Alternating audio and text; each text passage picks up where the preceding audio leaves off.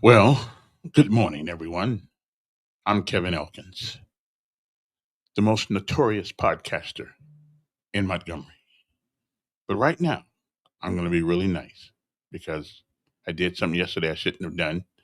So now I got to figure out how to undo it because I'm a nice guy. But I tell you about that later on. Good morning to you. It's time to rise and shine.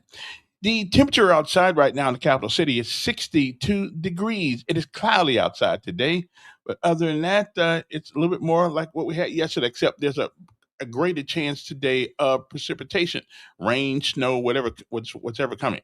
Rain showers early, then scattered thunderstorms throughout the afternoon. Um, there ought to be plentiful, as a matter of fact. Wind southwest at 10 to 15 miles per hour. Tonight, thunderstorms likely, low of 58 degrees, winds light and variable. Chance of rain tonight, 100% chance. Heavy rainfall at it's possible this tonight, whichever one it is.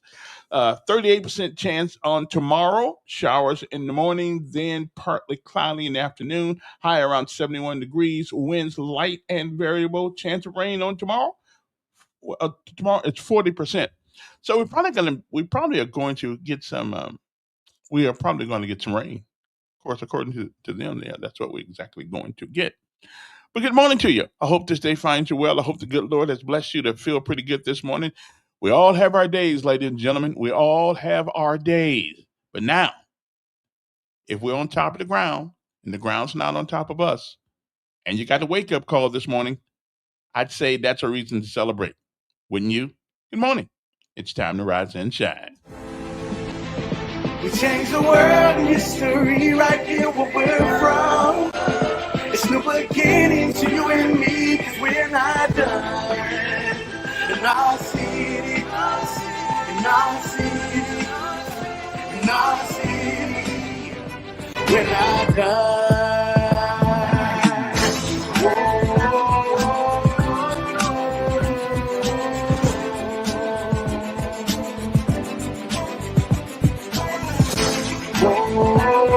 I appreciate that.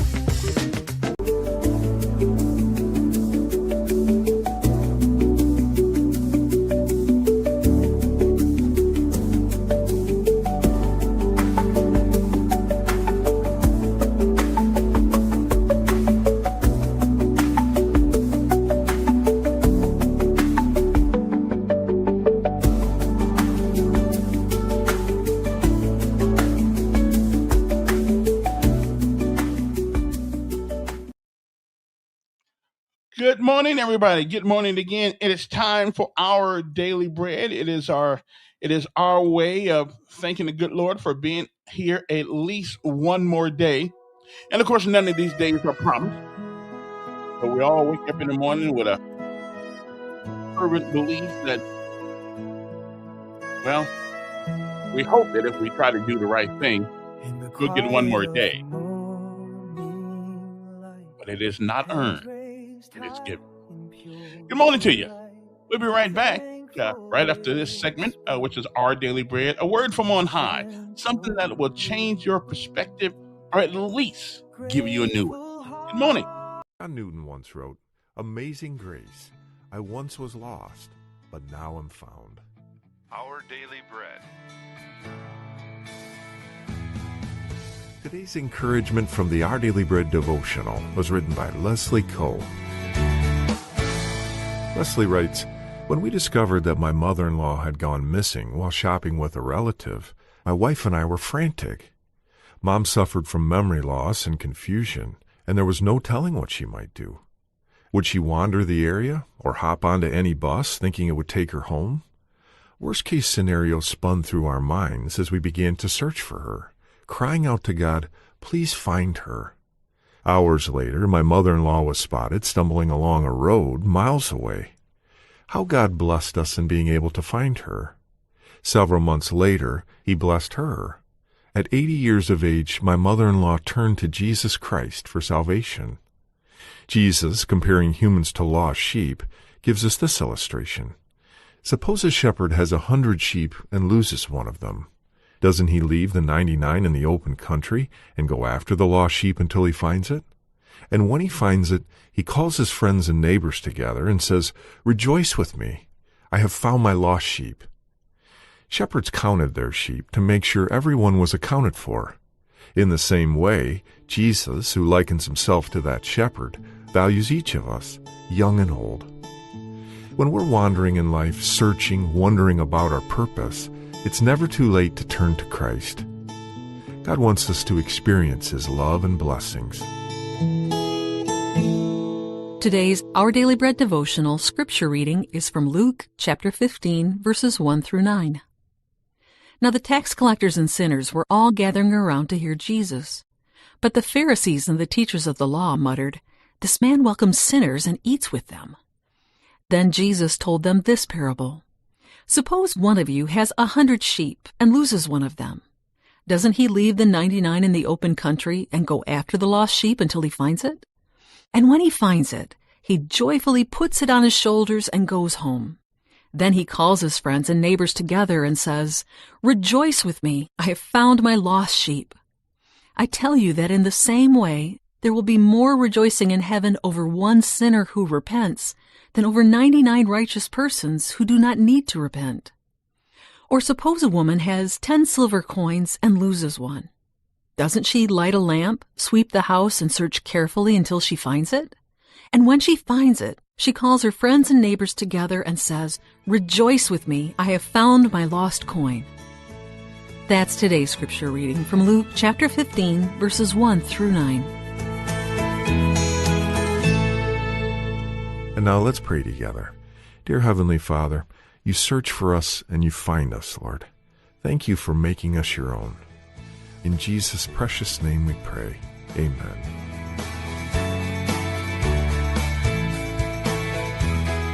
Today's encouragement was provided by Our Daily Bread Ministries.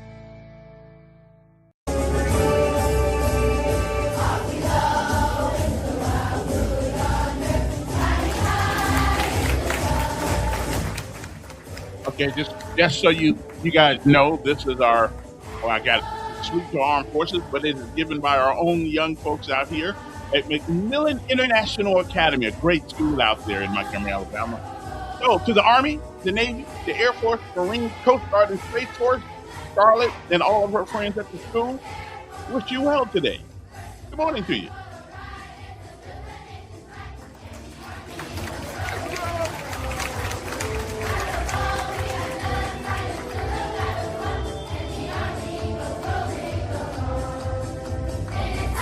If you listen real close, you can hear her.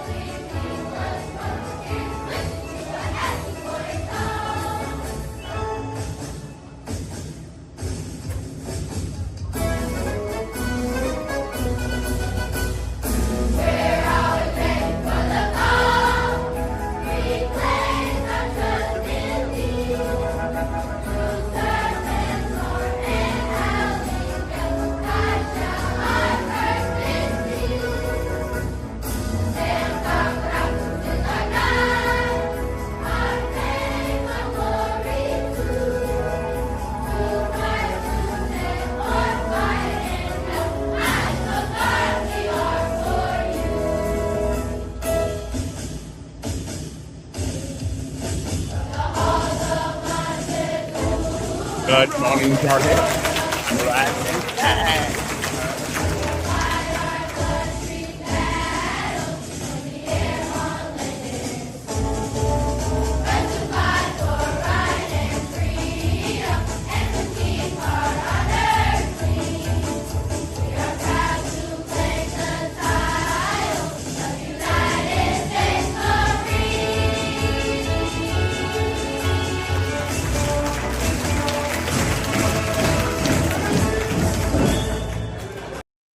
Alrighty then. Now it is time to rise and shine. Morning. It's looks like it's gonna be a cloudy day, but other than that, it's a great day. Because remember what I always say: any day above ground is a great day. Got a lot of things to talk about. Okay, not a whole lot of things. Okay, now I did something yesterday that I don't normally do, and I got to figure out how to undo it. See, I blocked one of my people, and so I felt guilty. I thought about it. I should have did that. I mean, he's a butthole. You know, that's just the way it is. You know, you got to deal with buttholes in the world. I mean, and I would imagine that sometime in my life I've been one too. So, okay. So I'm just gonna unblock Don Laurie as soon as I figure out how to do it. So Don, just hold on, brother. I know you are a butthole though. You're like an evil guy, but we love you though. I mean, we gotta love the evil guys too. So I'm gonna as soon as I figure out how to unblock them. Um, yeah, I gotta. I've never blocked anybody before because I let everybody say pretty much what they want to say. Well, except here's the only time that I don't subscribe to that. Don't make personal attacks on people, and that includes me. Uh, Now, philosophical attacks, I can understand. You don't disagree. You disagree with me because you think I'm nuts or I'm stupid or whatever. That's fine. That's fine. But the personal attacks, come on, brother. You know, come on, man. We do the best we can with what we got. You know what I mean? We do the best we can with what we got, and that's the best we can do. Okay, I'm just saying. Don't be giving me a personal attack. That just irks me because I don't ever attack anybody personally. Okay, I just want you to know that. Okay, don't forget our show today is being brought to you by none other than One Stop Wireless, which is located at 3445 Atlanta Highway, right on the corner of Atlanta Highway and Coliseum Boulevard. There's a Shell gas station there. They're in the same building right there. And you talking about great people to do business with? Yeah, yes, they are. Yes, they're and they're local people.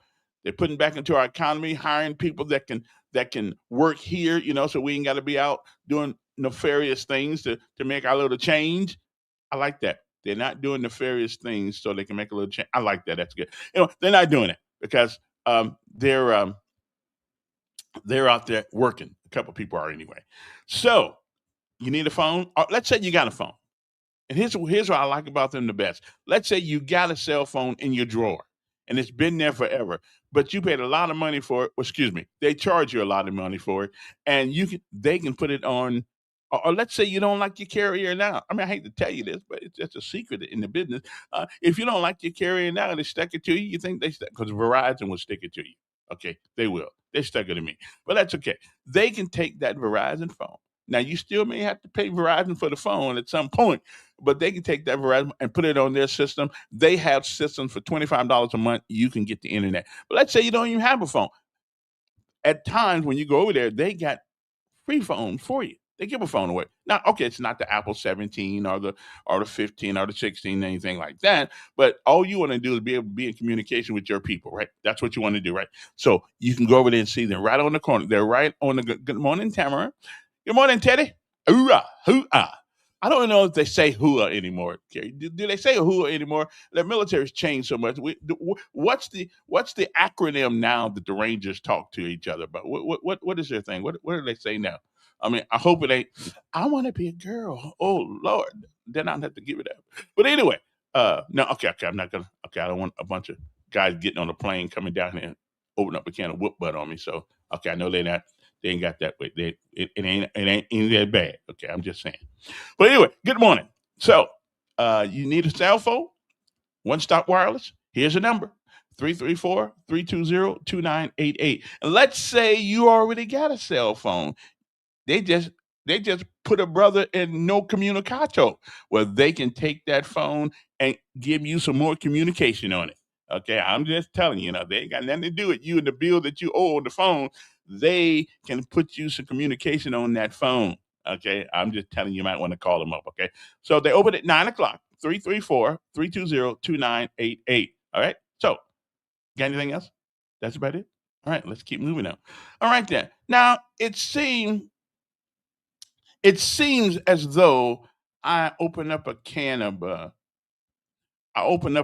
can of something, Pandora's box, when I'm trying to shame the Democrats who, on the night of the State of the Union, disgrace not only themselves but us as a nation. Also, the president asked the question: is it not the job of the American government to look out for Americans first before illegal aliens? Not one Democrat, at least not that I can see when they stood up, agree with that statement. You know, families have disagreements, right? Families have disagreements. Um, cousins, brothers, sisters. So it is not the, but when you cannot even agree that your job is to give priority to the American citizens who pay you, you, my friend, are lower than whale crap. Okay. You are lower than dog doo doo. Okay. Because if you don't believe you are there to look out after your citizens of the United States, then why are you there again? I mean, really, why are you there again? And I got jumped on my Facebook page, Kevin Elkins. You can find me up there. I got jumped on for saying this. Well, is there anybody that ever wore the uniform of this country, that went to battle, that went someplace, that served this nation, but we secretly were serving somebody else? Now, we do have one guy that did that in Fort Bliss, Texas, and he killed people. He was a soldier of Allah, which, listen, you can be what you want to be. But if you're in the United States government, Democrat or Republican, we have got to find something that we agree on. We just, I mean, even Democrats, we got to find something that we agree on as a nation, or else we long since will not be one. Because if you can't agree, no matter who the president, hell, if Biden had said that, I'd agree with him. Okay? If Obama had said it, how can you not agree with that? How can you not agree that the main reason why we have a nation is because why you get that, make all that $174,000 a year, and you're trying to get a raise now, is to protect the interests of American citizens. How? How in how how can you not think that way? Is it? Yeah, yes, I would. Yeah, I would. Yeah, I would unblock you. Yeah, but how can you not? How can you not agree with the president's statement? Even if you don't like the guy, you don't like looking at him. How can you not? And as a Democrat, and so I went to look. So I did some investigation to make sure that what I saw was what I saw, and it wasn't AI. Because I don't want to, get these guys, the bad lip for nothing. Okay, so I say shame on every Democrat that night before last. It is a disgrace to our men and women in uniform and America who put their lives on the line. That may have sealed your doom when it comes to the midterms. You see, if you can't agree, it's not a trick question.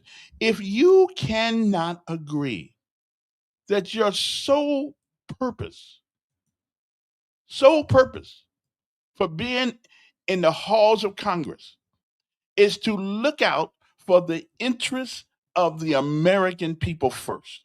If you can't agree with that, you are a traitor. You are up there getting money on false pretenses. Okay? Because why else are you there? Oh, trick question. You're getting support. Oh, well, come on. But I expect, now this is a Democrat right here. I expect you to think that. Don't play stupid. He tried to play that game and it didn't work. Yes, it did work. It did work. There's no wrong in standing up, making the American people a top priority. I mean, there's nothing wrong with verbalize this. Last I checked, now I haven't been on an airplane in a while. I haven't been outside the continental United States in a while, probably 30, 35 years. I haven't really gone any place. But I do believe, now I could be wrong, but I do believe that this is still the United States of America. I think it is. And unless we've changed it, okay? Okay. Listen, I'm with you. I'm the Greg. I'm with you. I think they just hate this country, like them Somalis up there whining about us and Omar, whatever hell, and all of them. Fuck. I mean, it amazes me the people we put in public office today. And I would tell you, just to be fair, Trump has done some things that if I had to do it all over again, I would do it all, vote for him all over again, given the same choices. But we have got to get people who want to put America first on everything. And you know what really pisses me off? I'm getting tired of seeing Spanish commercials on our TVs. I'm sick of it. Listen, this is America. Learn English or leave.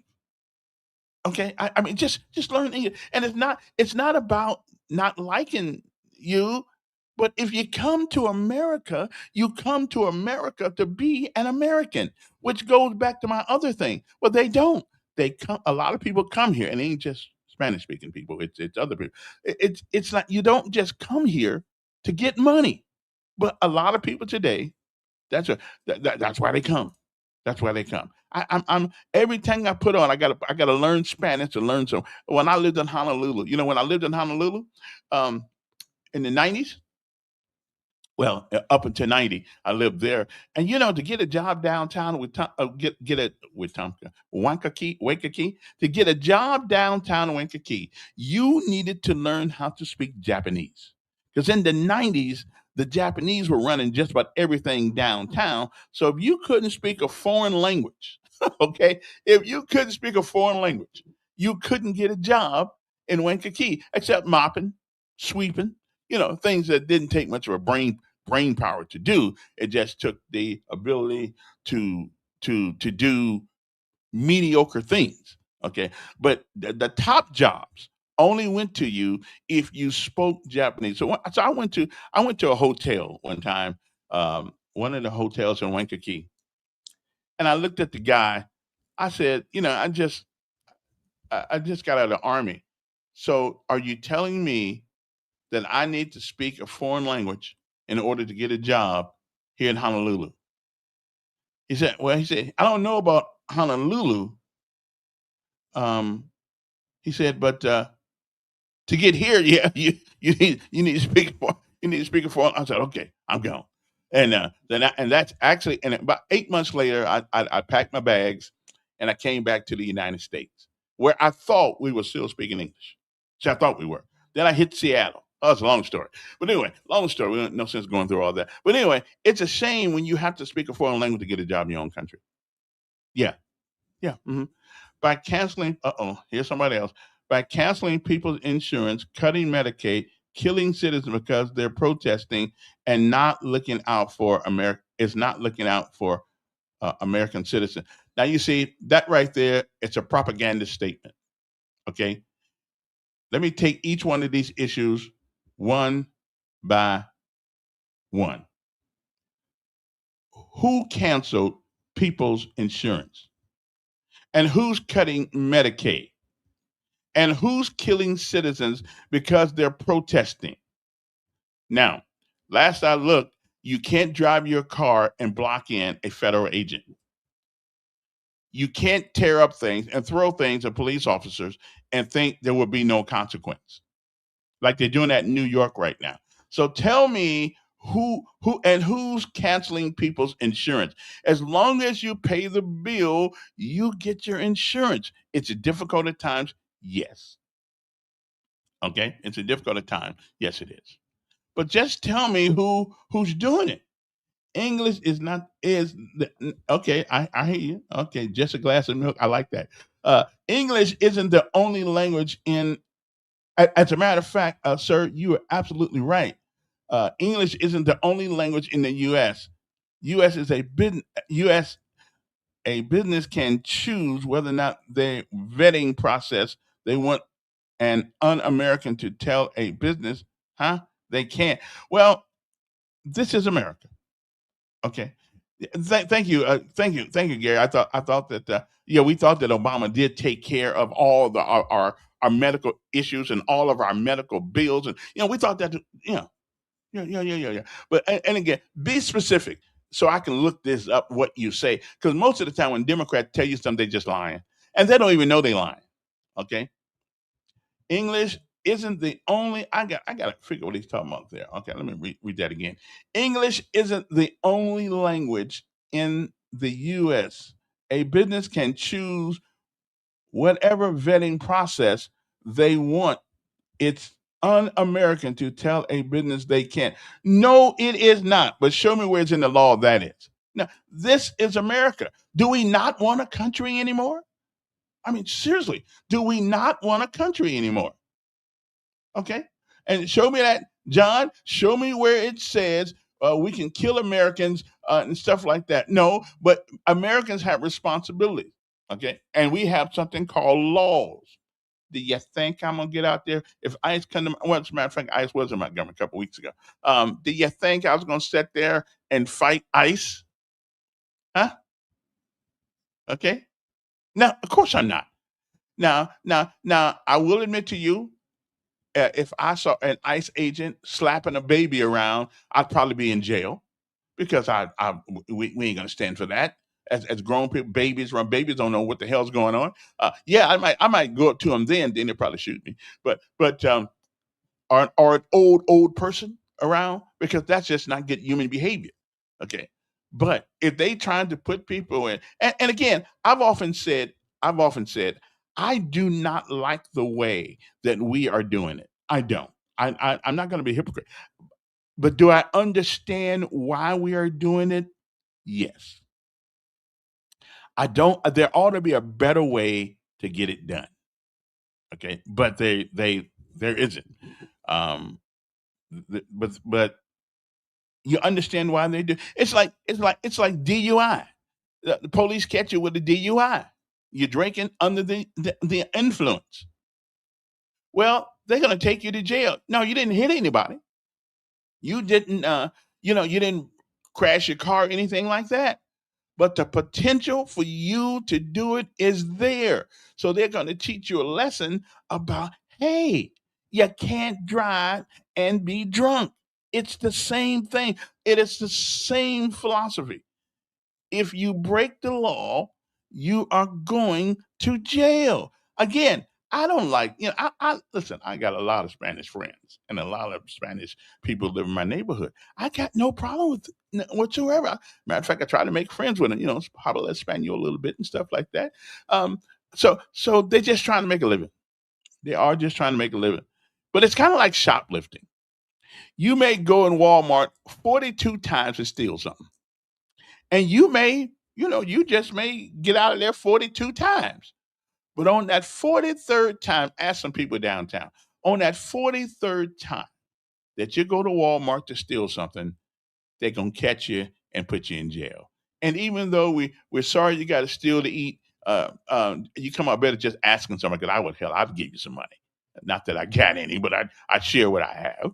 Um, so some people just getting called. That's all. They're just getting called. Now, I will say one thing. There was an American service member who had been here 50 years, and we deported him. Now, I always thought that if you served in the military, that was your freedom. That's your freedom card. Um, and evidently, it's part of the process, but it is not the whole process. But if a man can put his butt on the line for this country, being from another country, yeah, I think that ought to be you pass go. But that's not, I don't make laws. I'm not the congressman or anything like that, so I can't do that. But anyway, getting back to the main subject here is when Democrats cannot agree that their whole purpose is to look out for the American citizen, then something is wrong.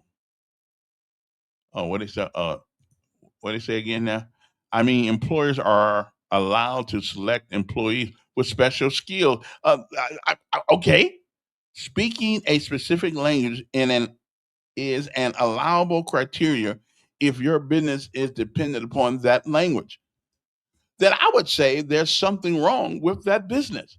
And if you and you have a right to look, but if the language was that good, then why not do business where you're from?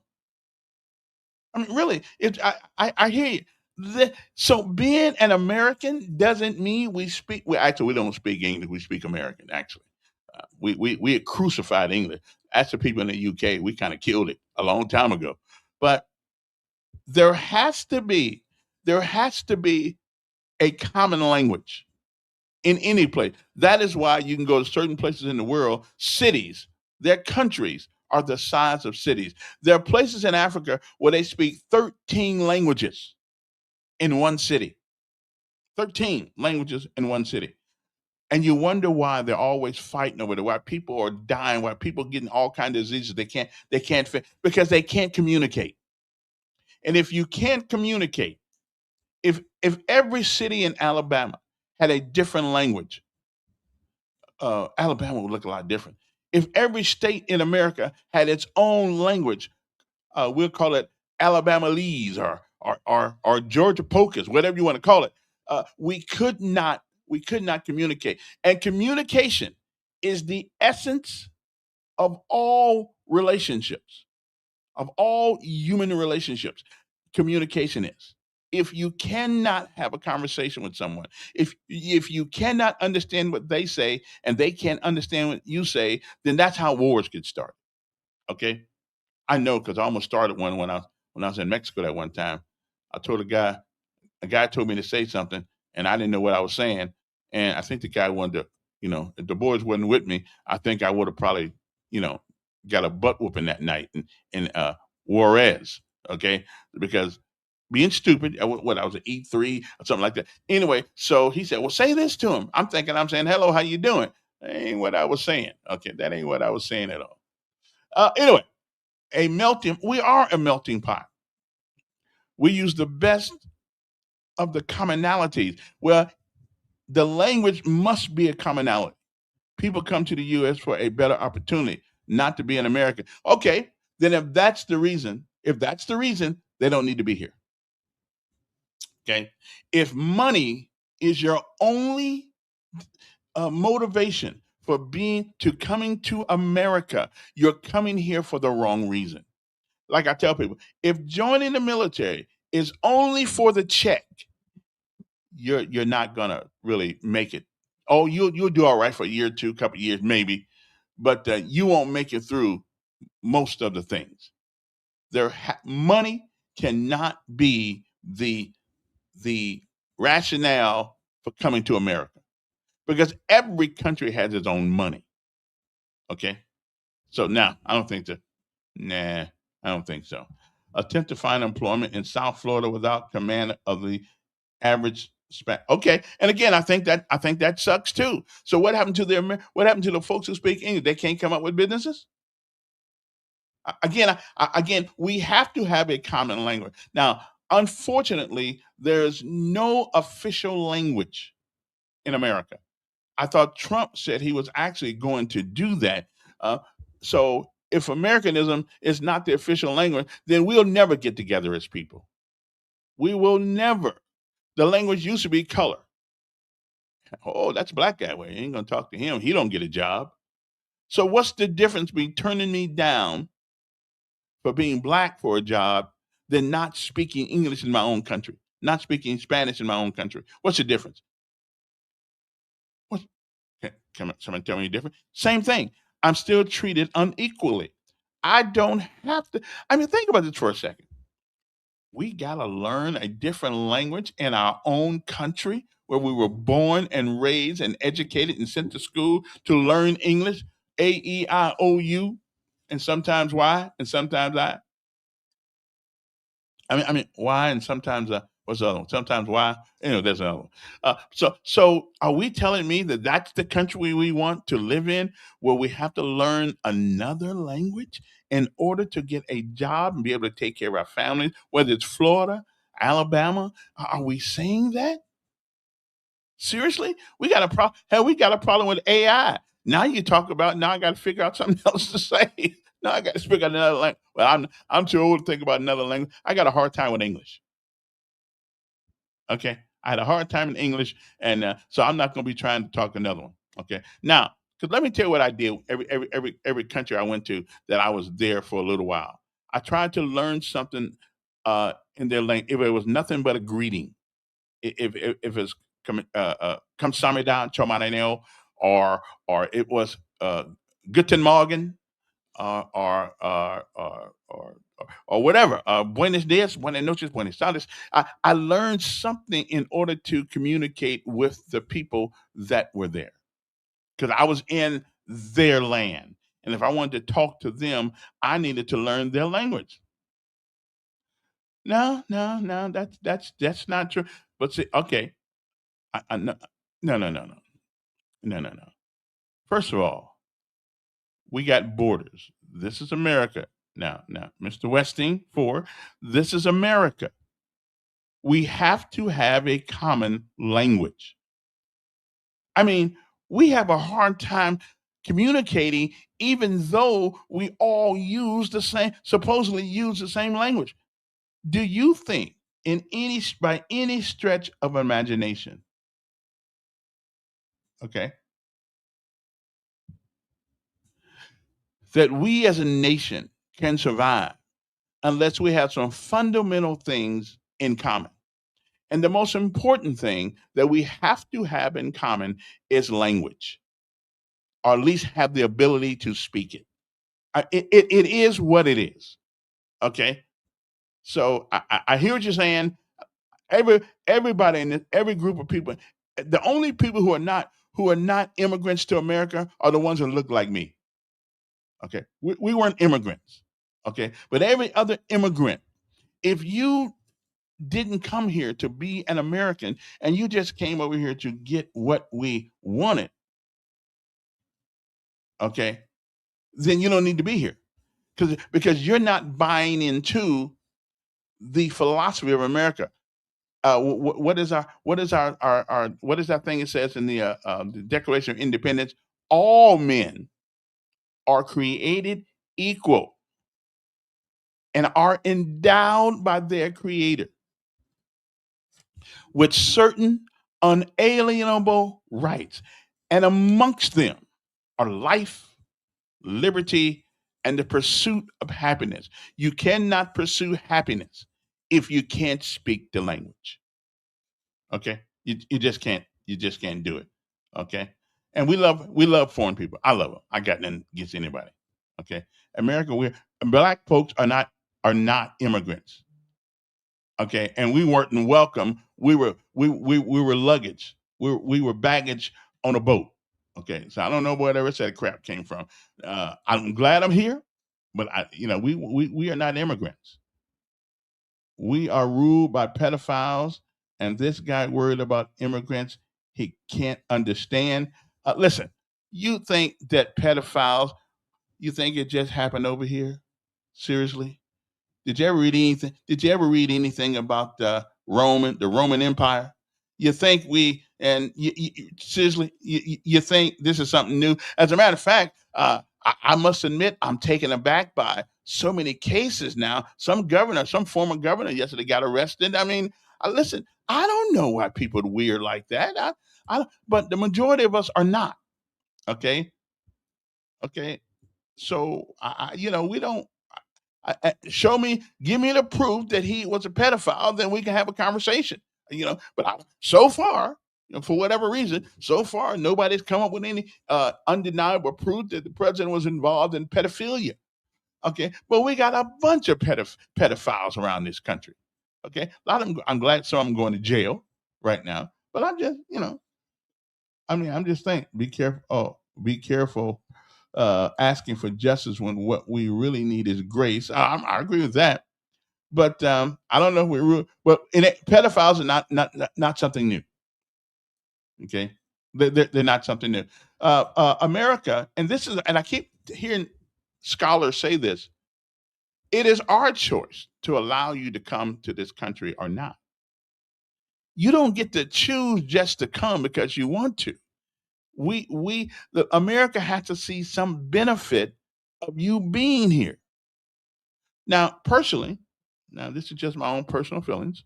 Personally, I think that there's enough land in America for anybody who wants to come here to come if they want to be beneficial to our communities and to our society. I think there's enough. So it's not about land, but how come we don't see a lot of black folks coming to America in groves like that? We just don't see it. Maybe because that water is a big thing to get across. You don't think people can just decide? Sure, you can. Sure, you can. But you have to follow the rules. You cannot just come here, and because if that were the case, we wouldn't be having these conversations now about immigration. No, you can decide to come here, but that doesn't give you a free pass just to show up at the door. Let me ask you a question, my friend. I'm going down the street. I see your house. I think I want to move in your house. Can I just open the door and move in? Or must I get permission? Our country is our house. No, you don't just get to come because you want to come. You get to come after you go through the process. Like in Germany, like a couple of years, I never forget a Marine out of San Diego was put in jail for 2 years in Mexico. 2 years in Mexico because guess what? He made the wrong turn and ended up in Mexico without permission. America is our house. Okay, America is that is what we call a Let me see if I can say what do we call when we try to explain something using very simplistic terminology. What is that? That is a not a hyper. Well, I was being somewhat hyperbolous, but those with really smart people understood what I'm saying. We make up the house called America. Okay, we create a war in their country to steal their resources, and then they have no choice but to. Okay, which country? Which country, Mr. Westing? Which country did we go and steal people's resources? Okay, like people come over here and steal ours. Okay. Thank you very much. I appreciate it. I appreciate it. Metaphor, but I failed. Okay. Well, I thought it was pretty good. It is our house. America is the family. The people in America are the family, and the family lives in America, which is our house. Again, metaphorically, it's our house. Okay. Interesting question. Question: who pays the tariff countries impose on? We do. And that's because we're so stupid. We send most of our stuff overseas to be made, and then we got to bring it back to the United States, and all they do is up the price on it anyway. So we do because we have not fought hard against this. Did you know that 70%, 72% of all the medications in America are made overseas? Okay. 72% of all medications. And I'm going to tell you something. It's really going to get bad one day when there's COVID would just was just a prelude to something bigger. A prelude to something bigger. And when it gets to the point that we don't make our own stuff in there, it is going to really get to us one of these days. We better start making. It's not that we don't have the land, and that same government now, okay, it's responsible for us sending our job. I think that you ought not be able to leave America and go anyplace else, and if you do, you can't send it back here. That'll take care of some of that. Okay, that will take care of some of that. We don't. I mean, I don't mind getting things from overseas, but we don't need to use companies and let them go overseas. If I'm president of the United States, day one, you got 90 days to bring your business back to the United States, okay, or else you can't do business in this country. Day one, okay? Well, somebody said if we're paying for the tariff, well, now that's a good point too. How's inflation down to 2.4%? Yeah, I don't know. Immigration through proper channel takes 10 years. No, it does not. No, it does not. Been there, done that. No, it does not. But I will say one thing that does do. It takes money. It takes money. Every letter that you send to Homeland and all the people, you got to put at least $200, $300, $400, $500 in one of those envelopes in order to get the papers done. It costs. I think it's too much money to try to become a citizen. Because if you had all that money, hell, you wouldn't be trying to get over here. I'm with you. I don't make the rules. Okay, it's more than just Mexico story. You're telling. Just making the wrong turn sounds incomplete. Give me a link to this story. I will. Well, I don't have time to get the link now, but it was he made a wrong turn, and or I don't. Now I think he was actually in the inner sanctum of Mexico. He was in the inner sanctum of Mexico. He didn't know where he was, and so he was in jail for 2 years. Okay, wasn't drugs, wasn't anything. He happened to be look in the thing where it said. Well, let me see right. Get it right here. U.S. Marine, MARINE, in jail in Mexico. So, and it's been a few years. It's been a few years since this happened, but we are going to let you know about. Okay. Yeah, Andrew. His name is Andrew Tamosi. Whatever. Anyway, he was a U.S. Marine veteran who was imprisoned in Mexico after crossing the Mexican border. Whoop, my bad, with a loaded gun. Well, he shouldn't have did that. Yeah, he should have did. They got their own guns. Here's another one. Former U.S. Marine freed after spending months in Mexican jail. A former U.S. Marine has been held in Mexico for months and serving a boy. Okay. Yeah. Okay. I got it. Well, it wasn't his fault. Here's this guy, U.S. Marine freed after 214 days in a Mexican jail. Okay. Okay. This is the guy right here. So you see, there's been more than one case. Wow. But either way, they should have done was send the guy back to the United States. But they didn't. But you're right about that one. That one he did go across it with guns in his car. That's one of them. But the other one didn't have guns. Okay. And like somebody said, just come here legally. Why is that so hard for Democrats to understand? I couldn't tell you. Immigrants never send our boys off to fight to die. Okay. People have been fighting wars since the beginning of time. Since Cain and Abel, people have been fighting wars, and the poor folks have always went to fight the wars for the rich people. That's nothing new. And let me ask you something. If I had the money and my son didn't have to go, he wouldn't go either. And I don't think you'd send yours if you could get out of it. But one thing about America or any country, somebody has to protect it. Somebody has to secure these borders. Okay? Somebody's got to do that. 40 to 60% of the undocumented population in the United States are people who originally entered legally with a visa and subsequently overstayed. That's against the law rather than crossing a border. It is not how they got here.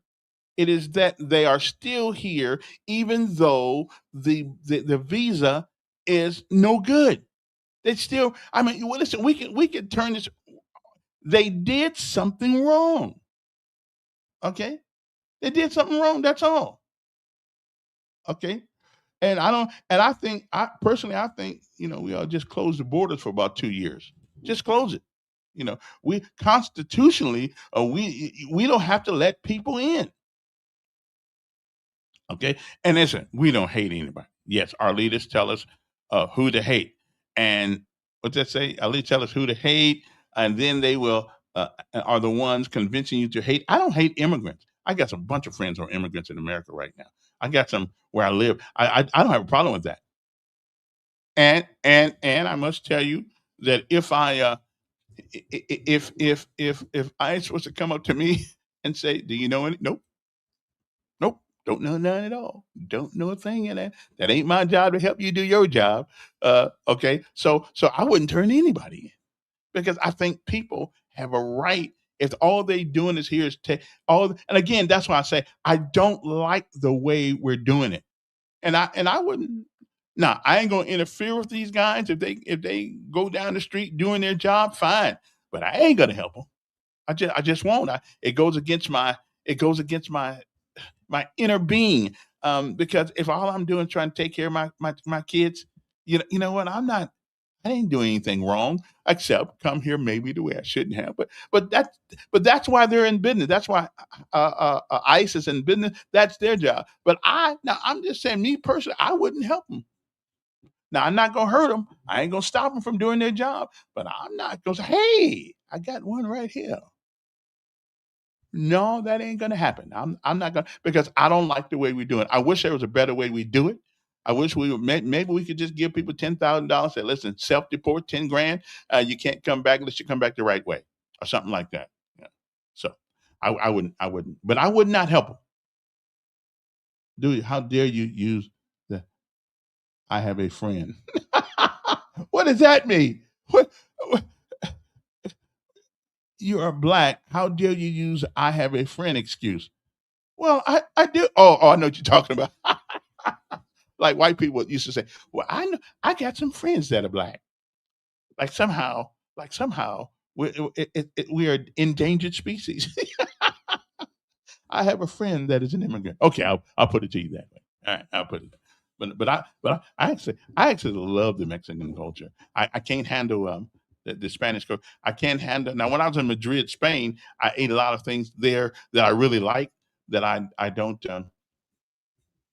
that I don't see made in America.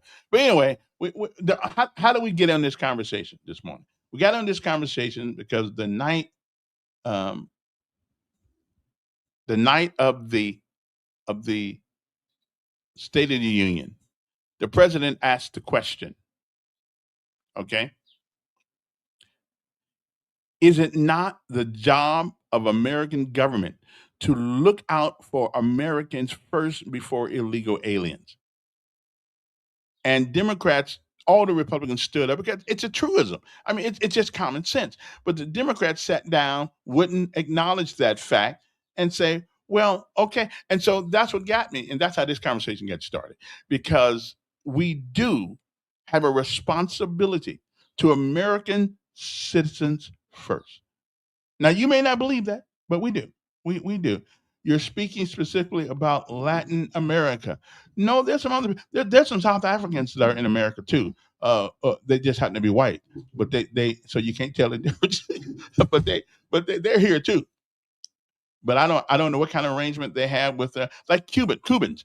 Cubans, I don't know if the law is still in effect, but they used to have a wetland dry land law, which means that if you made it to dry land in America, you could stay. I've often wondered why they got that special treatment too. Okay, it is the job of the American people to get the criminals out of our government first and foremost. We can deal with immigrants later. Well, the problem is, and listen, you may not. Morning, Teresa. You may be correct. You may be correct, but however, we won't have a government then, because I believe everybody up there, just like everybody in society, got issues.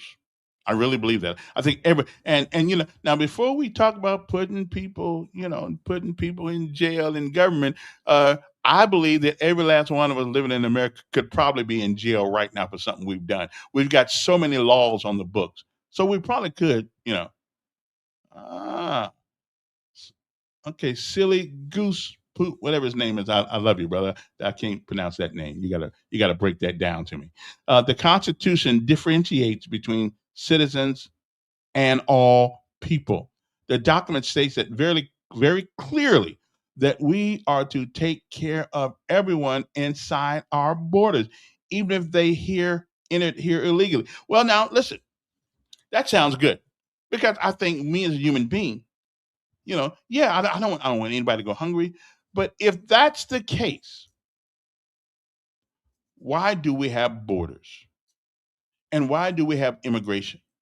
If that's the case, what you say, I think you extracted something out of the Constitution. Now, if you can give me the amendment or someplace in the Constitution where it says we have a responsibility to take care of everyone inside our borders, even if they entered illegally, I just want to know where I can find that. Okay, and I will certainly go read that. So if you can find that for me, get it to me, and I'm good. Okay, you understand political gamesmanship? Sure. On display during the State of the Union, they all do political gamesmanship. But where is the game about agreeing that the priority of the U.S. government is to take care of the U.S. citizen? Just tell me. I mean, then why play the game? Why not just stand up and say, absolutely right? Because we don't have to agree philosophically to agree that everybody inside these borders that was born in this country is a citizen and are due to the same rights and protection of all citizens. So, uh, uh, why in the hell I want to go over there for? Somebody said deport all black people. Wait, deport all black people. Well, listen, Monrovia. What in the hell is that? Is that what MAGA wants? They want a camera on every street. They want ICE in your bedroom. They want pedo Trump to be the king. Well, there's just some things that don't need a response to. Okay, and let me see what the 14th Amendment says, my friend. Let me see what it says because I don't believe I've read that. I've read the 14th Amendment a few times, and I'm telling you, it does not say that everybody should be taken care of, okay, whether they're illegal or not. But let me get back to it now. Okay. Let me see. Okay. Let me see. Because see, y'all take the 14th Amendment. Let me see. 14th. Okay, the 14th Amendment. Yeah, here it is right here. Okay. The 14th Amendment to the Constitution of the United States. Okay. Let me see now. The good news. Okay, where's it at? If you agree, blah blah blah blah blah. President Trump, who has sworn an oath to preserve, protect, and he did. President Trump, who has sworn an oath to preserve, protect, and defend our Constitution. Okay, it's lead the fourth. So now, let me find the 14th minute. I'm looking for it. Because I don't agree with. I do not agree. Um, um, with everything Trump does. I just don't. But again, it was ratified in 1868. The 14th Amendment granted citizenship to all persons born or naturalized in the United States, including formerly enslaved people, and guaranteed all citizens equal protection under the laws and due process. It forced states to uphold civil rights, prohibited insurrectionists from holding office, and invalidated the Confederate debt. Okay, the thing there is citizen. And because back in the day, they did not want to give black folks who had been born here the same rights as they gave everybody else. So the 14th Amendment was actually specifically came about because of that black population in the United States of America. Okay, I'm just telling you that's the real deal. Okay, now it don't say any. It says any person. Okay, let me give you this one more time. Ratified in 1868, the 14th Amendment granted citizenship to all persons born or naturalized in the United States, including formerly enslaved people, and guaranteed all citizens equal protection under the law. It's people who were born here or naturalized here. Not if you just sneak over the Rio Grande and come in here. That doesn't make you a citizen. Okay. Oh yeah. I hear you, Dr. Joe. Listen, everybody been in the White House in the last few years has had issues. Biden likes sniffing women's hair. And he had some kind of interesting relationship with his daughter, from what they say. So everybody, Bill Clinton, BWJ, BCJ, okay, or WCJ, whatever you want to call them. Everybody did something. Everybody, although I will, out of all those people that actually did some, stuff like that, I'm gonna give Bill Clinton a pass. I'm gonna give, I'm gonna give Bill Clinton a pass. I don't know how many men could sort of pass that up. I don't know. I'm gonna give him a pass, and I just didn't like him because of his policy. But listen, how many men sat in the big White House with their feet on top of the desk, and some young thing comes and said, "I'm here to serve you." Okay then. I got to give Bill Clinton a pass on his transgression. Anyway, so much. So what's this says? Oh, sure, they're all freaks. So let's make sure to protect the petties running our country totally. Well, again, I don't give me somebody who's in our government, in the White House now, that has been found guilty of such a thing, and then we can have a conversation about that. But so far, I don't think there's anybody. Okay, did you see any of the death? No, I did not. I'm beginning to wonder what the certain general was for. Because I wasn't that man? There was a woman. Well, there's Don. Is this thing still blocking you? I don't know. I ain't trying to do a message, but you're not reading the 14th Amendment. You're reading somebody's interpretation of the 14th Amendment. Right. Well, it's not what that interpretation is. That's why it's going before the Supreme Court this year. If the 14th Amendment wanted everybody that's born here to be citizen, why didn't it say everybody born here is a citizen? Well, but if you born here, doesn't that you got planes of Chinese flying over to have babies here, right, to make them citizen? You're reading an interpretation of somebody of the 14th Amendment. You are not reading the 14th Amendment. Okay. Well, my bad. Why don't you try reading the 14th Amendment? It's going before the Supreme Court this year. Well, I think that they may make some. It is absolutely stupid to say anybody born here is a citizen. Okay, well, you make a point. The 14th Amendment was designed to give the children of slaves citizenship. Right. It wasn't designed to give everybody that flies into the country citizenship. Or if you cross the border and run over to a hospital and drop your kid, those are called anchor babies. And you can get food stamps and everything else for it. It is ridiculous to do that. But you're not reading the 14th Amendment. You're reading someone's interpretation of the 14th Amendment. I just saw that it says an AI overview. Okay. Well, then I'll find it. Well, thank you. You're not always wrong. I'm wrong 100% of the time. You ain't ever proved me anything else. Okay, then. Okay, he's right about that. I don't. I was reading an overview of it, but but I'll read the whole thing. Literally, everyone who is inside our country is protected under our laws. Well, I don't. Well, I got to get to that 14th Amendment and read that. Why don't you understand? Okay, why don't you understand that the U.S. documents? Have you ever been educated in Montgomery Public Schools? Well, I went to school in Indiana. Okay, I'm sorry about that. And we did pretty good. It says the 14th. Yeah, okay. Well, I'm into doing my break here. Doing my break, I'm gonna find the 14th. What's going on there, Simply Days?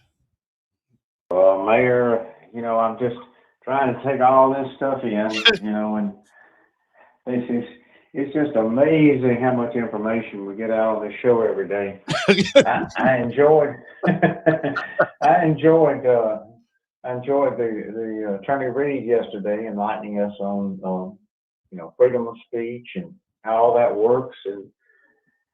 But bottom line is, Mayor, what if we got an old school bus and loaded up all these homeless people and took them over and dropped them off in front of his office? Well, that and impeded. Yeah, go ahead. Mm-hmm. I'm just saying, and impeded, the sidewalk and let them put all trash and everything all around it. How long do you think they would stay there? Probably not very long.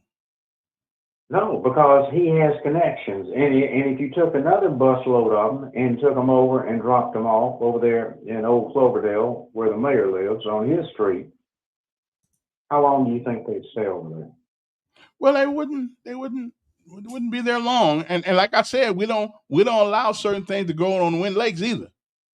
No, that's what I'm saying. Over there where the council member where Jen Wright lives, if you dropped them off over there, mm-hmm. I guarantee you they'd be gone PDQ, because people like to say they, have feelings for them, but you put them in their neighborhood, you put them in front of their house or on their street, mm-hmm. and if you got connections, then they'll get them gone. And if you own an insurance company, mm-hmm. huh? Yeah, there would be. Yeah. Have you ever been to Los Angeles? Oh yeah, and got out of there as quick as I possibly could. I went first time I went to Los Angeles was in 2010, mm-hmm. and I was at a training there, and I told one of the guys, I said, when we go to lunch, I said, I always wanted, and it was in downtown LA, I said, I always wanted to see where they call Skid Row. I've seen the movie, I've heard about it over the years. They started it back in 1930, and they gave them like 3 or 4 blocks and said, we don't want we called them bums back then. We don't want them hanging around downtown, so we're going to move them over here to this 5-block area, and we're going to call it Skid Row. And the term Skid Row comes from the old loggers back in the day up in the hills and the mountains. They put down these wooden boards so the trucks wouldn't slide down the hills in the mud, and they'd get all muddy and everything. Well, those guys would come. So they gave that area of LA, that 5-block area, the name Skid Row. And it's been in movies, it's quite famous. But what happened was they didn't anticipate it growing. And now it stretches over 50 blocks. And I was shocked when I went out there 3 years ago. Mm-hmm. They were all under the interstate bridges, all exits. So what do you think happened to us? What do you think happened to us as a nation when 50 blocks of people living outside, when we got billionaire in California where people throw away $100 bills? What do you think happened to us? What are these people just giving up, or are they just lazy? Well, it's a societal change. There's always been what you call hobos, and just like in Montgomery, They used to hang out down there around Salvation Army and under the Bell Street and down around there. That's where they congregated, and that's where, because they come off the trains, and that's where a lot of the bus station was and everything.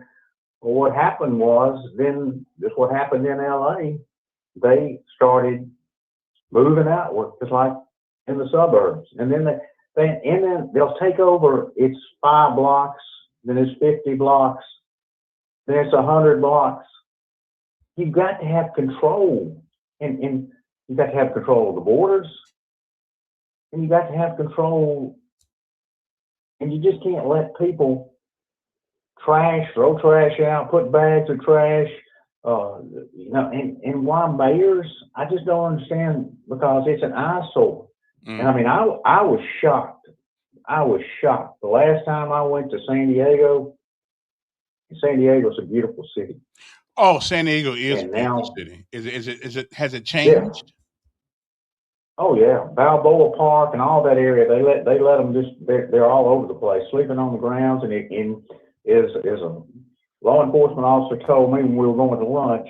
I said, why do y'all just let them lay on the sidewalk like that in this beautiful park? He said, oh, they're protected class. If you touch them, you're gonna go to jail. So the problem is our society, from what I hear you saying, our society has become so permissive of behavior that is abnormal that it looks normal.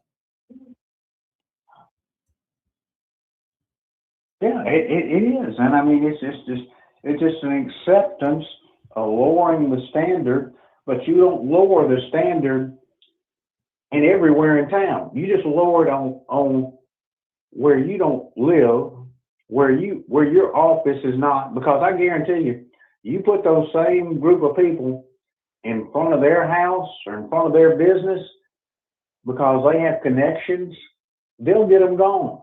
Yeah. Well, as a personal note, when my mother died in '87, somebody told me my brother, who's from Indiana, was living in the drunk hotel around the street from Greyhound bus station. Now, I didn't believe it, but guess what?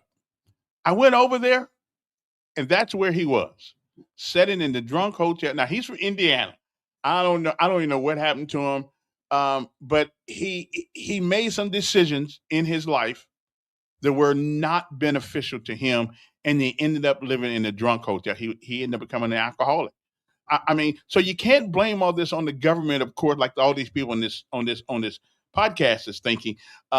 We are responsible for where we end up.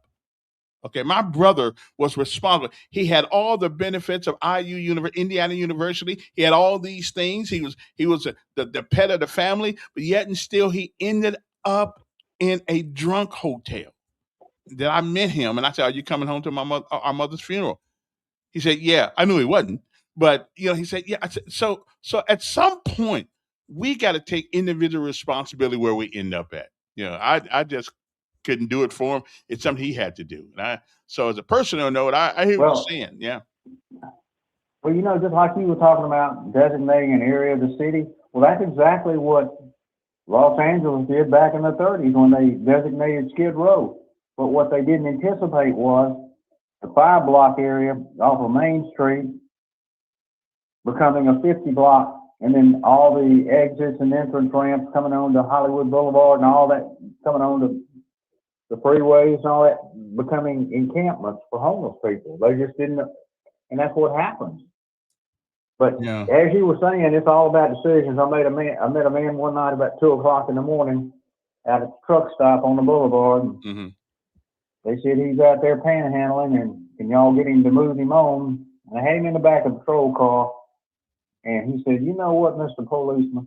I gave up everything." He said, I was a really wealthy man in Tennessee. And he said, I lost it all gambling. And he said, it's nobody's fault but mine. And he said, I cost my family everything. And he said, this is where I ended up. And this is my, it's my decision. And as soon as we as individuals understand that the main person that's responsible for you being in the position that you're in, including yours truly, the guy who looks back in the mirror. Because before you can change something, you have to acknowledge it. And a lot of folks don't want to acknowledge it. So with all the social service programs that they have today, just like just like the former policeman with the group he has, all these programs now that and so why can't we get these people directed into services and get them assistance rather than? Yeah. But it's about a choice, and they choose to live that lifestyle. A lot of them do. Hey, appreciate it. Here's somebody wrote something and said, "Hey, now here's what him and this guy. We're gonna have a difference of opinion in this particular issue here." He said, "If you vote along party lines before moral lines, then you are the problem." Let me take that apart for a second. Let me take that apart. Whose morality are you talking about there, Mr. Wessling? Who's Wessling? Whose morality are we talking about? Because if you don't give me the barometer, if you don't give me the I don't know, the philosophy by which you're talking, your own, but everybody's morality, that's not good enough. Everybody's morality is built on somebody else's philosophy, unless you came up with the moral code yourself. And let's talk about that morality. Are we talking about the morality where Democrats want to take your little boys, cut off their wing, and make them a girl? Are we talking about morality that actually believes that it's okay to kill your children so they don't have a chance to sleep on the street? Are we talking about the morality says, "Oh, it's my body and I can do what I want to do"? Except we're not talking about your body, we're talking about the body within you. So again, whose morality are we talking about? Okay? Because if we put the morality, if we put Republican quote unquote, and these are the things they say they believe. If they put Republican morality next to Democrat morality, I'd have to go with the Republicans. And they're not perfect either. I'd have to go with them. I don't want to cut off my son's Wayne Danger, and make him a girl. I don't believe that a man should go into places that say women only. I don't believe because you strap it below you strap it between your thighs means you don't have it. So whose morality whose morality we're talking about here? Just ask the question there. Yes, sir. Hey, Kevin. Yes. Good morning. I'm presuming the morality is probably talking about is, integrity. When a person tell you they're going to do something, they do it.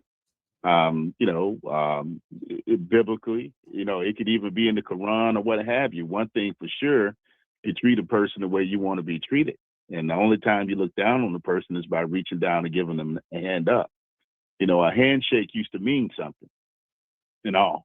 But, morality, it shouldn't be hard, but this day and time it is because, you look at things, people, the norms, used to be a time people used to be able to leave the doors unlocked and so forth, but culture has changed. So morality has a lot to do with. But that's because Democrats have changed the culture more than anybody. Kevin. It is what it is. Morality is not about party, Kevin. Morality is about. It's a philosophy. It is a philosophy, Kevin, and the democratic philosophy is not good for America. Kevin, it's about human decency, treating people the way you want to be treated, and not cutting off it's about Kevin to make him a girl. Kevin, give them hormone pills Kevin, so you can change them to a female. Kevin, morality is not sleeping with 13 and 14-year-old girls and you're 40 and 50 years old. That's morality. Morality is about standing up and. I don't know. Wait a minute. In certain countries in the world, they marry these girls at 12 years old. That's their morality. Kevin, and there you go. Morality is again, as I just mentioned to you, it's not like the way it used to be. It's pretty much what man says that it is, depending on what cult they're in. And right now, there used to be a time it was out of the question to sleep with 13 and 14-year-old girls, and you're 40 and 50 years old. So we can't make that right. Well, But it unfortunately, depends we on live in what culture it. you live in. It depends on what culture you Kevin, live in. unfortunately, we're living in a situation where morality is not the way it was, but it's now definitely not biblical this day and And time, where who? morality Right. used to be biblical. Well, let me ask you a question, and I want you to be intellectually honest with me. Sure, If you took sure. both parties, okay, both parties side by side, who do you think would be Kevin, by our standards, know, wait a minute, who do you believe Kevin, which party would be more abnormally unmoral Kevin, than the other? I believe in, and this is Black History Month, I believe in what Martin Luther King said. You don't judge a person by his color, but you judge them by the content of their character. So it is relative. It's not about Republican, it's not about Democrat, it's about doing what is right, because every man is different and they're going to all have to be judged individually when they meet their maker. So, my thing is, Kevin, they used to say that Black people were immoral. They used to say that we couldn't think for ourselves and that we were animals and all. And we know that that's not true, but culturally, back in the day, Jim Crowism on back to slavery, they thought that we were immoral. They thought that we ate each other. They thought that we go around, we were unclean and stuff. So, again, it is relative. And so they thought that we were immoral because of the color of our skin.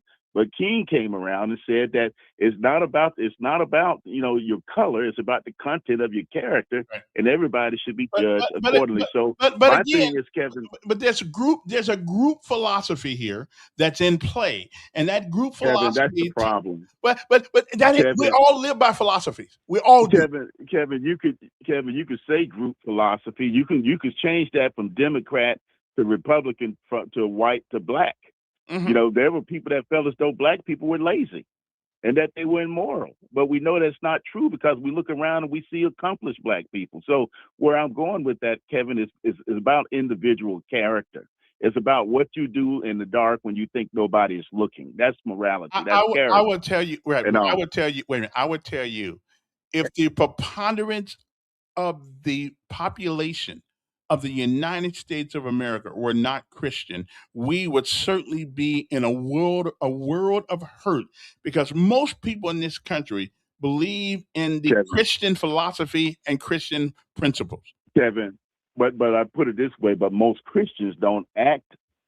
Well, I can't say most. We don't know what they do. Well, I put it this way: a lot of Christians don't act Christian. Kevin, we're quick to point at those things that you're pointing at, but we're okay with people living together unmarried. We're quick to point at flaws of other people, but we're quick to advocate having sex before marriage and having children before marriage. But who changed it?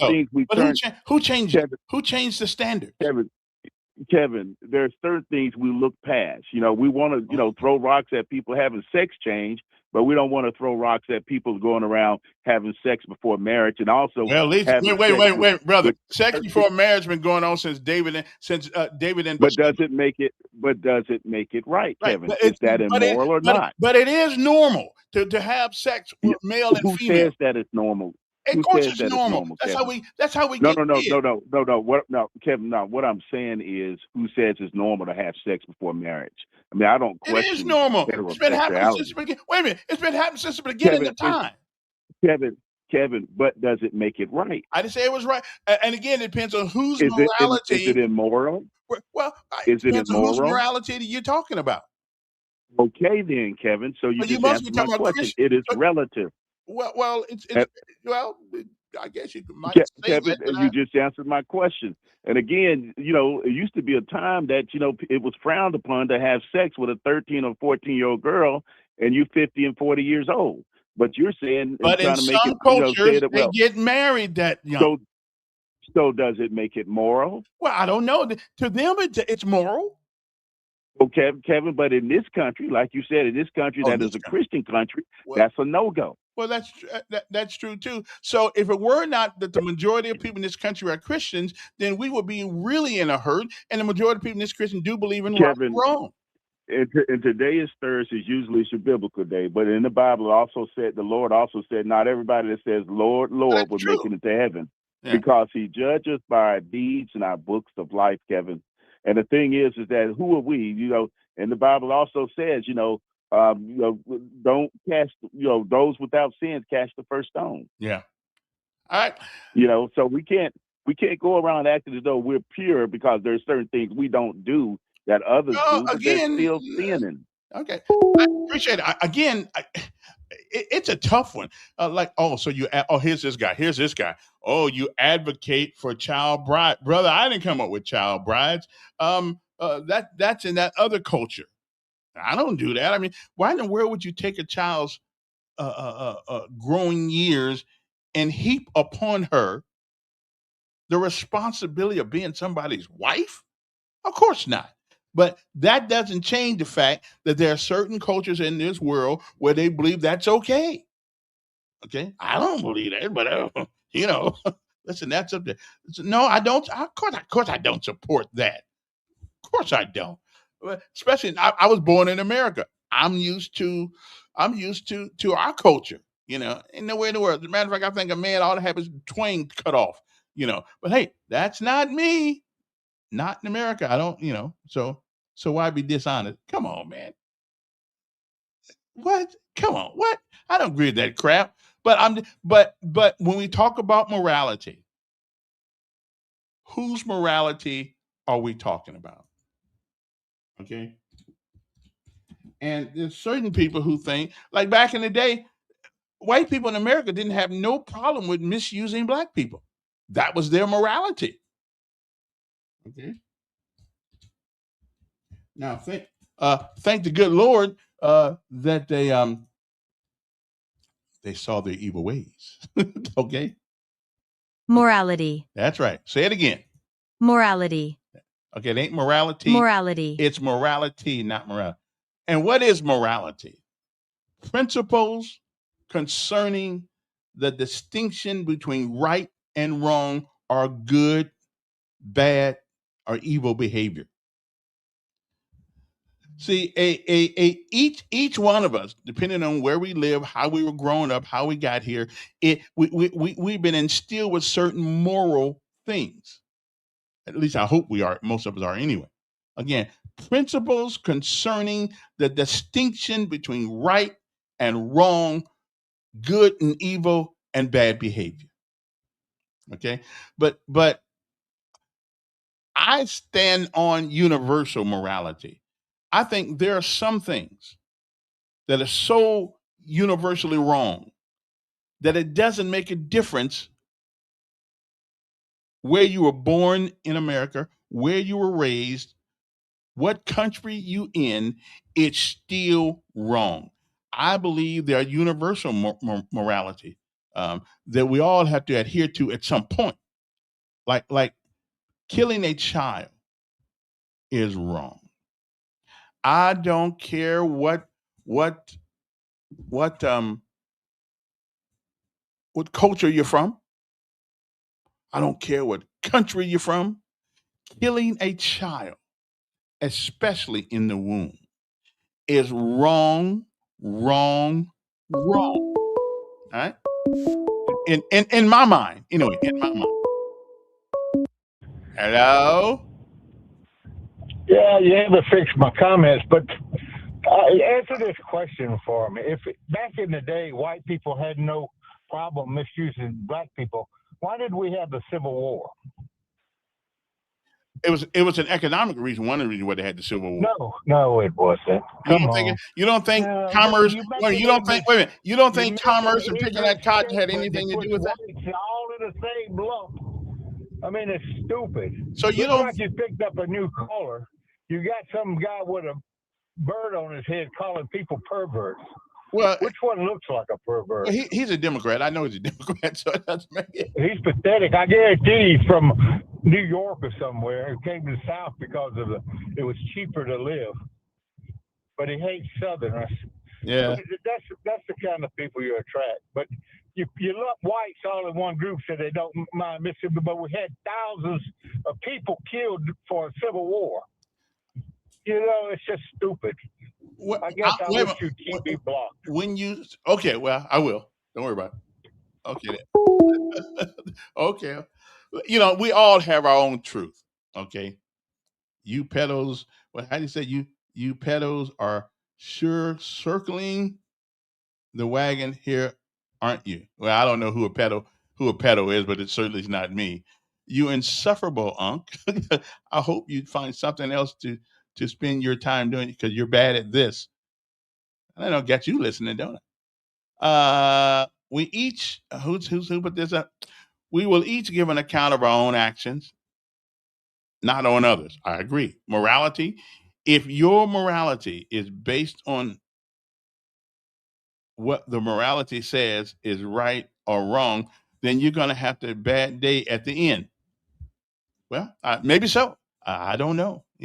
I see that you have I see you have resulted to posting pictures. Huh? What did that say? I see you have resulted to posting pictures on the spirit inside of them. You lost me on that one, bro. You got to explain that one to me. Yeah, you lost me on that one. But yeah, moving right along to other things, and there are other things. And this conversation all came about because the Democrats did not think it was important enough to agree with the president that the responsibility and the desire of anybody in American government should be to support the American citizen over anybody that's here illegal. And the Democrats could not bring themselves to at least agree that their job is to look out for the legal American citizens first. Which means that they put you behind other things, other people in this country besides you being born here. And that's how this conversation all came up. It was just one of those things that that I found very intriguing. Okay, because the president said, "Is it not the job of the American government to look out for the Americans first before illegal aliens?" And not one Democrat agreed to that statement. We have got to find something, Republican and Democrat, Libertarian, what there has got to be something that holds us together. There's got to be something that we all agree on. There's got to be, or else put a fork in us, because there has to be something. And if we can't agree on that statement, then we are doomed to irrelevancy at some point. As a matter of fact, there was a book came out years ago said the late great United States. So if people who supposedly represent you cannot agree with what the president said the other night, there is something wrong in space and time, such as Ronald Reagan used to say. There's something wrong with it. Okay. Is it not the job of the American government to look out for Americans first before illegal aliens? Not one Democrat agreed with that statement. How in the hell can you be a representative for the citizens of America if you don't agree with that statement? You don't have to agree with Trump. You don't even have to like the guy. But the statement itself stood on its own. Now the question is sometimes is how is that support given to the United States? I mean, given to the citizens. Okay. And listen, silly goose, I understand that you don't like Trump. And there are things I don't like about Trump. But nobody, no one, absolutely no one is wrong all of the time. Okay? All right. I got to go get me a cup of milk here. So I'll be back in 3 minutes. I'll be back in 3 minutes. So don't y'all go no place. We'll be back. Nobody is wrong all the, not even Trump is wrong all the time. At least I don't think so anyway. Okay. So anyway, let's take a break, and we'll be back right after this. I gotta go get my milk because I love milk. I just gotta have the milk. So we'll be back right after. Give me 3 minutes, and I'll be back. You are still here, time to get busy living. Get up. You are still here, time to get busy living. Get up. You are still here, time to get busy living.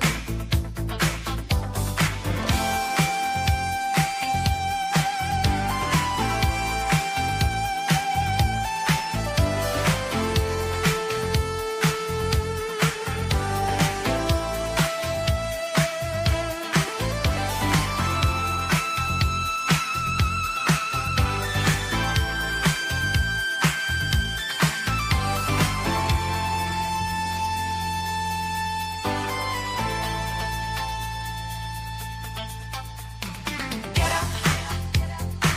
You are still here, time to get busy living. Get up. You are still here, time to get busy living. Get up. You are still here, time to get busy living. Get up. You are still here, time to get busy living. Get up. You are still here, time to get busy living. Get up. You are still here, time to get busy living. You are still here, time to get busy living.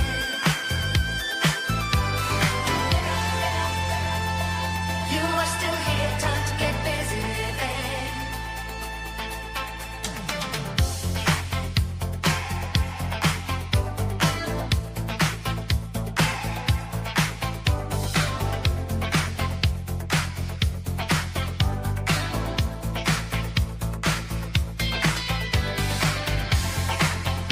All righty now. Good morning. Hope everybody's doing well. Turn that off. Okay, that's good. Good. Me and AI wrote that song. I just want y'all to know that that's my own creation. Then I found out yesterday that my son is actually good at computer stuff. He really didn't get that from me. Actually, he got that from his boys in the army over there. Anyway, good morning to you. And let me say good morning to the National Guard and the reserves down here on Federal Drive, where my son's a new member, outstanding, say protecting our country and stuff like that. Even I like that. Oh yeah. Hey, listen, man. Silly goose. Now you know what? See, not too many people use the word platitude because not too many people know what the word means. But I'm glad you do. And we all use a lot of platitudes often, okay? Protection our oil, you mean? Well, we have to protect our oil because whether you know it or not, you use something today that uses oil already since you got up this morning. So yeah, we got to protect the oil. Mm-hmm. And move right along. And what I was wondering, what was the strategy behind what the Democrats did at the State of the Union? What was the strategy? Democrats followed instructions from their leadership, I guess, to remain seated throughout much of the speech because they don't believe that there's cause to get along, you know. But that's what they believe in. Okay, that's what they believe in. Okay. Now let's get on something else. I got another thing. So last night as I was going through my news thing here, I found out that the Energy Department is going to give. Now I don't know if this is AI or not, but it said the Energy Department is going to give $26.5 billion for power in Georgia and Alabama. The Energy Department on yesterday, announced it would dole out its largest ever loan, $26.5 billion for electric power in Georgia and Alabama. Now, I know that we are not going to see that on our bill The loan to subsidies of the utility Southern Company would fund new gas power and improvements for existing nuclear power plants and water power, as well as the battery. But now, wait a minute. Now, so Alabama Power, or the Southern Company, it's a company that made $1.6 billion in profit. So why in the world do we need to loan them money? So it's got to be AI. It's got to be AI. I mean, I'll call it. It's got to. I mean, we're going to loan a company that makes a $1.4 billion, $6 billion profit, and our bills keep going up. And the money that they're loaning them is taxpayer money. But the taxpayer got to turn around. So the taxpayer is going to be the one who pay them back. Mm-hmm. Okay. And so there's this incestuous relationship between business and government. It is. It is. Okay. Oh, now, Mr. Westing, now until my son told me what the word simp mean, I wouldn't have been insulted. But my oldest boy, Emmanuel, told me what that means. Now, I'm a lot of things, right? I'm a lot of things. I'm not too bright some days, and some days I'm magnificent. I'm not too bright, but a simp is something that listens to women, listens to try to do anything he can to please a woman. See, that ain't me. Okay, that's not me. Okay, so I don't know where the word simp, how you're using it, but I'm not a wuss. Okay, I'm not a wuss. Okay, yeah, I will, Kevin. So I'm not a wuss, but I'm a logical, reasonable person most of the time. If you can make it make sense, I shall listen to it. But if it does not make sense at all, we don't listen. Logic and reason has to be part of the equation in a conversation. You have to be able to articulate what you think and why. Okay? I mean, I realize you won't do it as good as I do, but don't worry about it. Okay? It's 8:48 on this Thursday morning. Yeah, I'll be working tomorrow. Yeah, I'll be working tomorrow. Yeah. Stupid is what stupid does. Okay, if you can't criticize, okay, let me get now. You do make some interesting things. Simp is, yeah, it's a derogatory slang term for someone, usually a man, that's right, who shows excessive, desperate, and submissive affection toward another person. Well, it's supposed to be a woman, brother. As a woman, who I'm going to be showing all that to? Really? You think? Yeah, I mean, somebody told me that they called, they went up Trump's, looked up in Trump's butt to see if I was there. No, but they don't realize I was behind them, looking at them getting up there. So I did. Listen, I'm not a no. I'm not a simp. Okay, I'm not a simp. Okay, but I am a reasonable person. And sometimes using logic and reason will make you seem like you're being sympathetic, but it isn't. You are being reflective.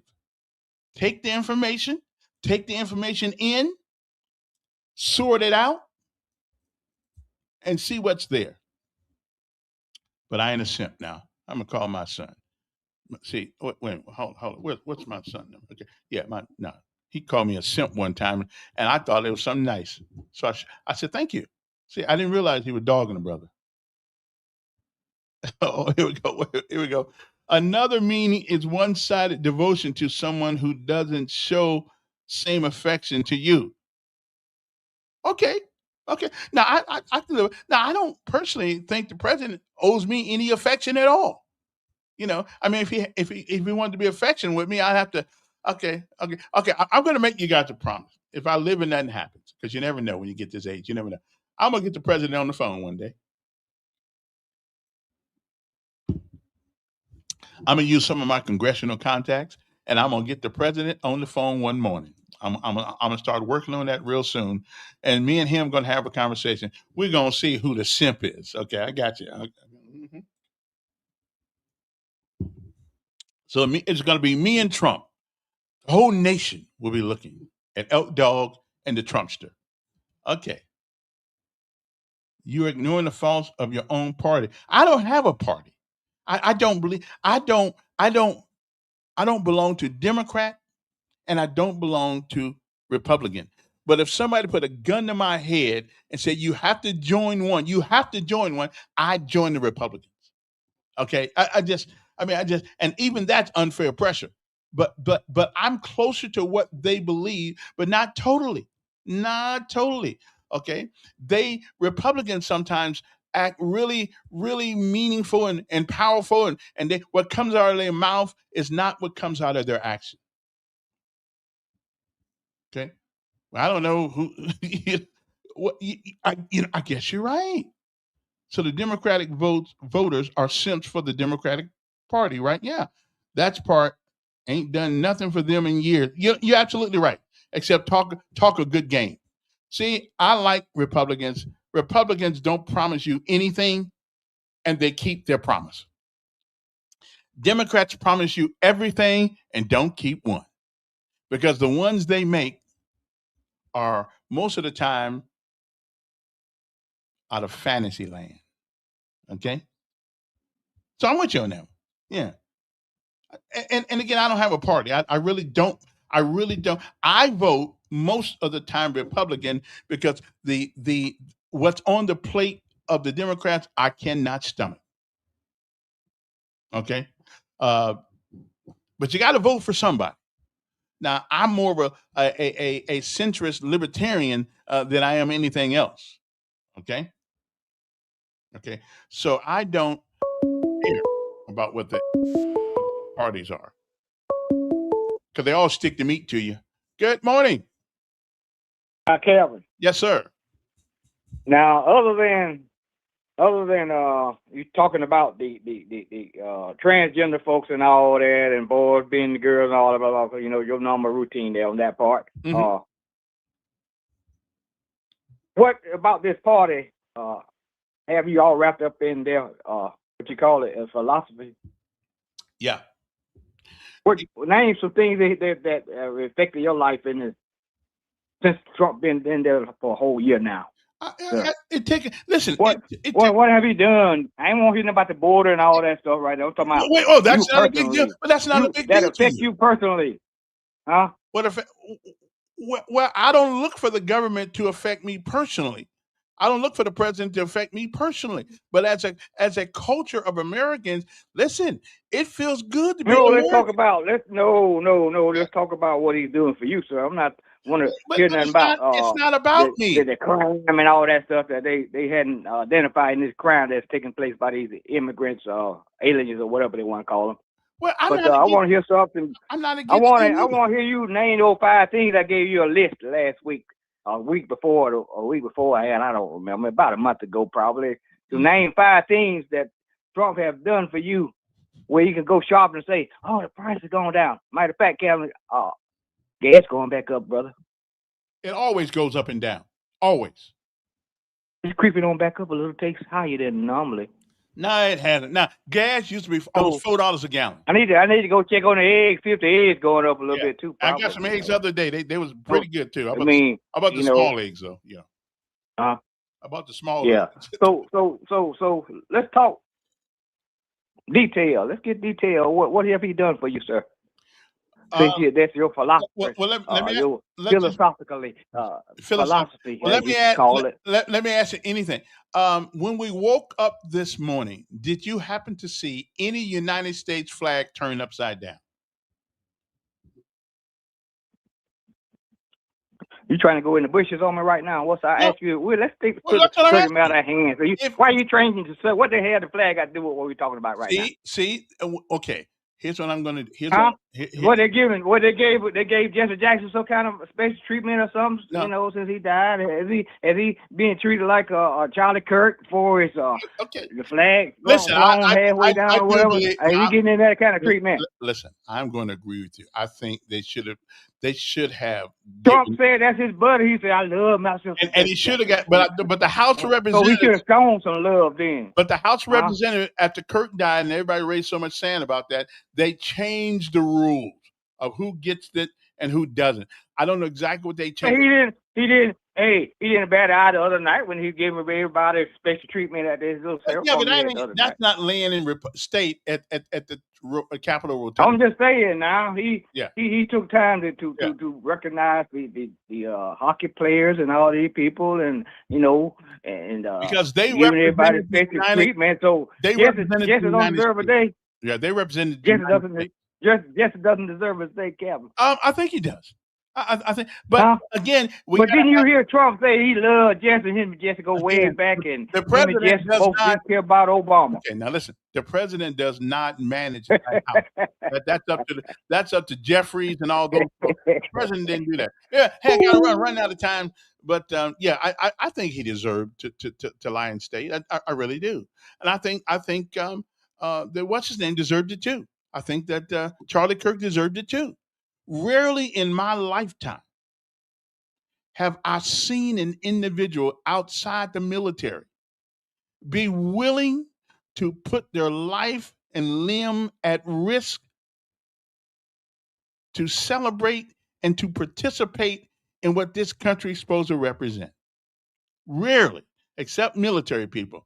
And that man knew that at some point, somebody was going to probably try to kill him, and they did. So I respect the hell out of him.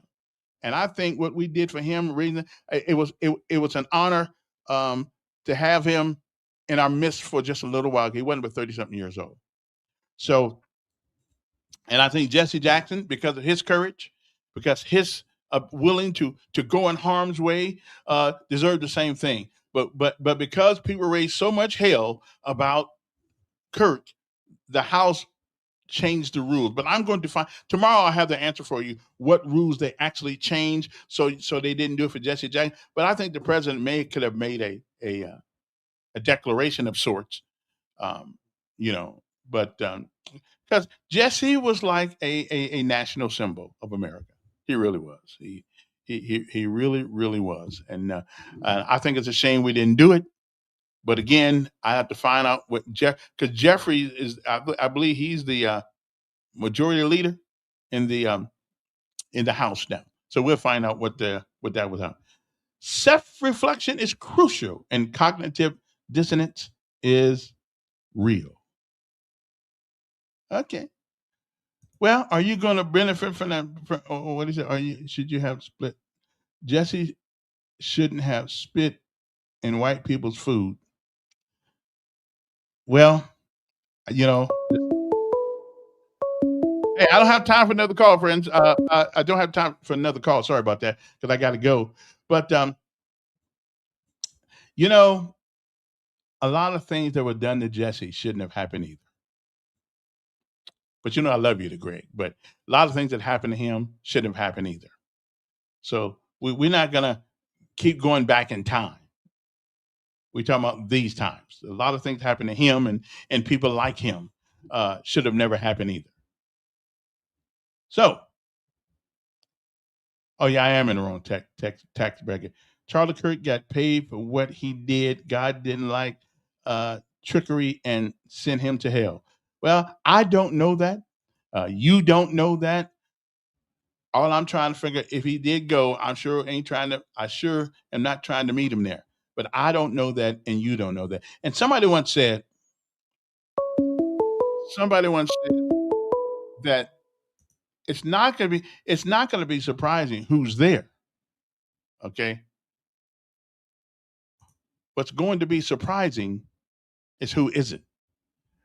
And listen, I must tell you, I'm not in the position to judge anybody, where they are, where they aren't. I'm not in a position to do any of that. And I'm not even trying to be. If I can just keep myself kind of straight, then that's a whole job all into itself. Okay. So I can't tell you who's in heaven and who isn't, who went and who won't go. And there's only one entity that knows the answer to that question. Okay. Right? Argentina. Why I want to move to why in the world do I want to move to Argentina? I got a hard enough time in Alabama, and I speak the language. Anyway, my time is up. It has been a great day to be alive. And thank you guys for having the conversation with us this morning. The one guy told me illegal criminal immigrants need to go.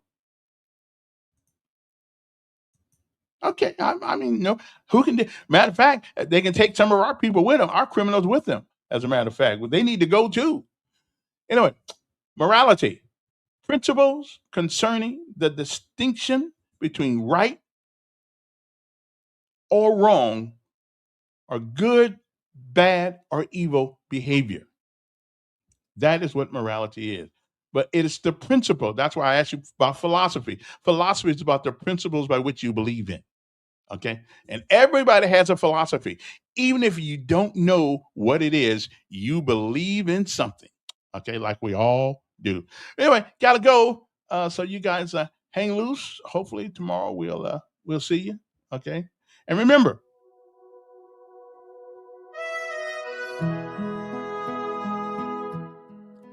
it is not the falling that hurts us.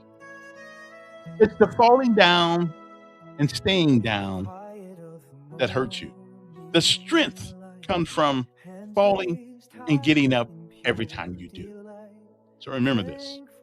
Keep getting up. Falling is fine. Staying down there, well, that's up to you. Keep getting up. We'll see you tomorrow. I know I'm here on Fridays now, so Tuesday, Wednesday, Thursday, I'm here Friday. Yeah. So y'all hang loose. We'll be tomorrow. We'll have a recap of maybe a guest or two. We'll see. We'll have a recap of this week. Have a great day.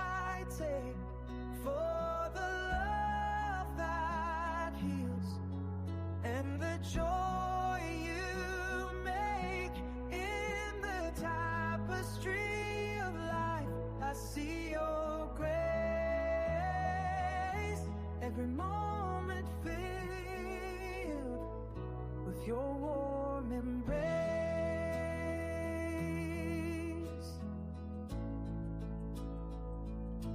Through valleys deep and mountains high, your faith a beacon in the sky.